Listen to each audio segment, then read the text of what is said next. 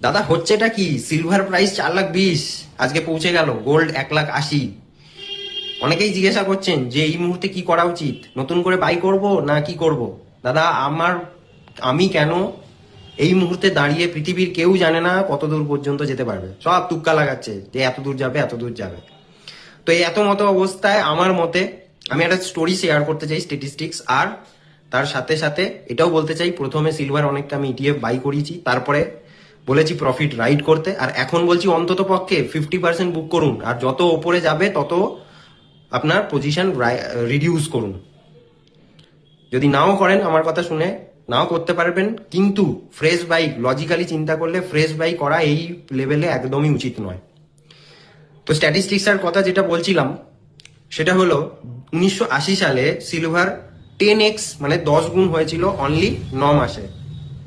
সেখানে 2011 সালে 3 গুণ হয়েছিল 10 মাসে। এই রকম ভাবেই যদি চলতে থাকে তাহলে 2026-এ, আজকে 29শে জানুয়ারি, সিলভারের প্রাইস আগের বছর মে মাস থেকে, মানে এবছরই 2025 সালের মে মাস থেকে আজ পর্যন্ত 4 গুণ প্লাস বেড়েছে অনলি 9 মান্থসে। তাহলে যদি এই রকম ট্রেন্ড থাকে, যদি ট্রেন্ড রিপিট হয়, যদি হিস্ট্রি রিপিট হয়, তাহলে কিন্তু এখান থেকে ডাউনফল আসতেই পারে, নাও হতে পারে, হয়তো এর আগে চলে যেতে পারে 5 লাখ 6 লাখ, কিন্তু স্ট্যাটিস্টিক্স দেখেই তো আমরা শিখি।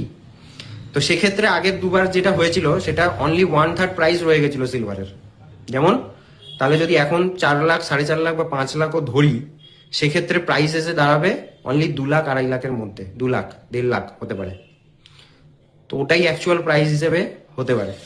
এবার আপনারা বলুন, হিস্ট্রি কি রিপিট করবে, না এখান থেকে 8 লাখ 6 লাখ 10 লাখ পৌঁছে যাবে? আপনার কি মনে হয়? আপনি কমেন্ট করে জানাতে ভুলবেন না। টাটা।